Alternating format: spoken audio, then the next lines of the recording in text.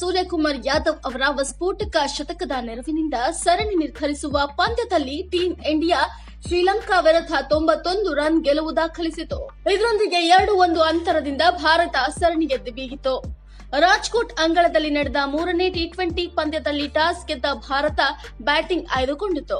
Opener Ishan Kishan wicket ಕಳೆದುಕೊಂಡು ಆಘಾತ ಅನುಭವಿಸಿತು.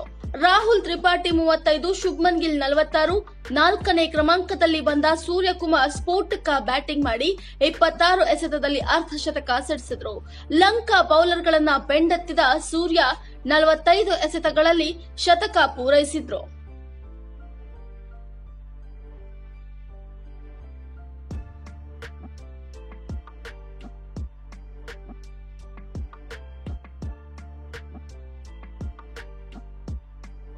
ಐವತ್ತೊಂದು ಎಸೆತಕ್ಕೆ 7 ಬೌಂಡರಿ 9 ಸಿಕ್ಸರ್ ಬಾರಿಸಿ ಅಜೇಯ 112 ರನ್ ಸಿಡಿಸಿದ್ರು.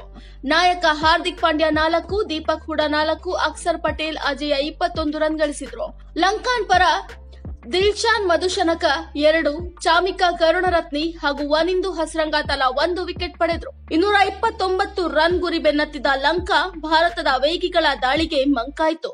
ಕಳೆದ ಪಂದ್ಯದಲ್ಲಿ ದುಬಾರಿಯಾಗಿದ್ದ ವೇಗಿ ಅರ್ಶದೀಪ್ ಸಿಂಗ್ ಪಾತುಮ್ ನಿಸ್ಸಂಕ 15 ರನ್, ದಸನ್ ಸನಕ 23, ದಿಲ್ಶಾನ್ ಮಧುಶನಕ ವಿಕೆಟ್ ಪಡೆದ್ರು.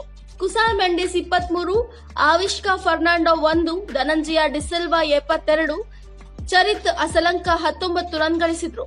ಭಾರತ ಪರ ಅರ್ಶದೀಪ್ 20ಕ್ಕೆ 3 ವಿಕೆಟ್, ಹಾರ್ದಿಕ್ ಪಾಂಡ್ಯ 30ಕ್ಕೆ 2, ಉಮ್ರಾನ್ ಮಲ್ಲಿಕ್ 31ಕ್ಕೆ 2, ಯಜುವೇಂದ್ರ ಚಾಹಲ್ 30ಕ್ಕೆ 2 ವಿಕೆಟ್ ಪಡೆದ್ರು. ಶತಕ ವೀರ ಸೂರ್ಯಕುಮಾರ್ ಪಂದ್ಯ ಶ್ರೇಷ್ಠ ಪ್ರಶಸ್ತಿ, ಆಲ್ರೌಂಡರ್ ಅಕ್ಷರ್ ಪಟೇಲ್ ಸರಣಿ ಶ್ರೇಷ್ಠ ಪ್ರಶಸ್ತಿಗೆ ಭಾಜನರಾದರು.